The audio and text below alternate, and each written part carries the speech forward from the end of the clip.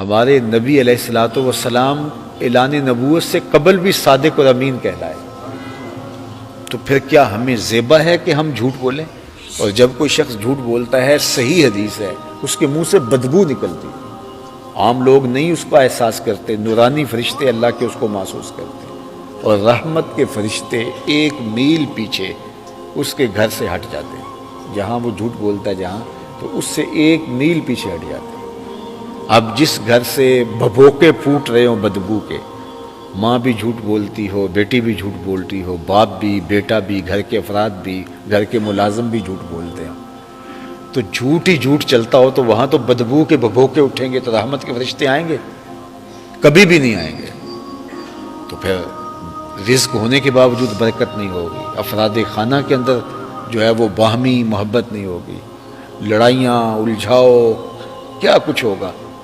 اب ہم نے یہ نہ سوچا کہ یہ جھوٹ کی نحوست ہے، ہم نے سوچا کسی نے تعویذ ڈال دی ہے، ہم نے سوچا کسی نے جادو کر دیا، ہم نے کہا کسی نے بندش کر دیا، کسی نے ٹونا کر دیا، اب بھاگے عاملوں کے پاس۔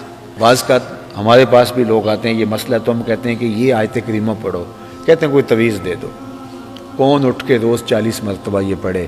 تو اس کا آسان حل کیا ہے کہ تعویذ دے دو، ہم غلے میں رکھ دیں، تعویذ دے دو، ہم بازو پہ باندھ لیں۔ تو بس یہ آسان حل چاہتے ہیں، کوئی کچھ کرنا ہی نہیں چاہتا۔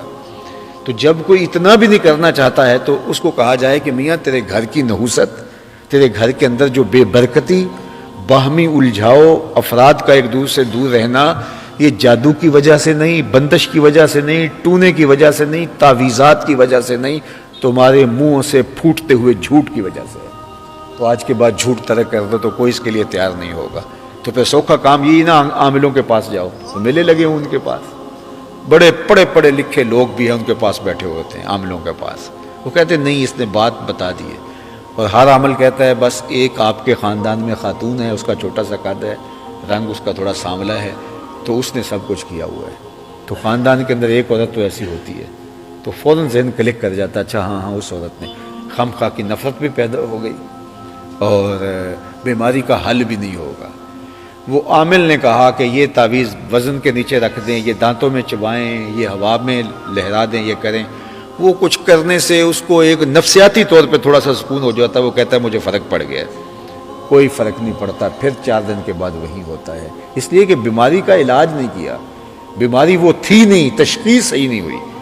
تشخیص کیا ہے؟ اللہ کے محبوب نے فرمایا جب کوئی جھوٹ بولتا ہے رحمت کے فرشتے 1 میل پیچھے ہٹ جاتے ہیں۔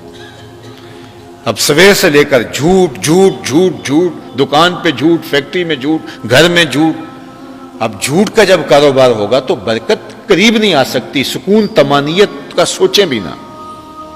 تو بچنے کا راستہ کیا ہے؟ سچائی۔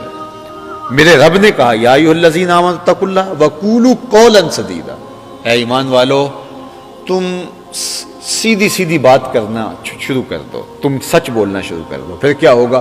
یصلح لکم اعمالکم ویغفر لکم ذنوبکم، وہ تمہارے اعمال بھی اچھے کر دے گا، تمہارے گناہ بھی معاف کر دے گا۔ تمہارا صرف اتنا کام ہے کہ تم سچ بولو، تمہارے عمل بھی ٹھیک۔ ایک شخص حضور کی خدمت میں حاضر ہوا اور اس نے ایمان قبول کرنے کے بعد کہا کہ مجھے چوری کی لت بھی ہے، بدکاری کی اور جھوٹ کی بھی، اور میں یہ ساری چیزیں نہیں چھوڑ سکتا۔ حکمت والے نبی نے کہا جھوٹ چھوڑ دو، یہ تو وعدہ کرتے، اس نے کہا یہ میرا وعدہ رہا۔ اب جب وہ واپس گیا، چوری کے لیے جی چاہا، چلنے لگا، تو خیال آیا کہ اگر حضور نے پوچھ لیا تو یہ تو طے ہے کہ میں حضور سے جھوٹ نہیں بولنا، تو اب کیسے بتاؤں گا کہ میں نے چوری کی ہے؟ ترک کر دیا۔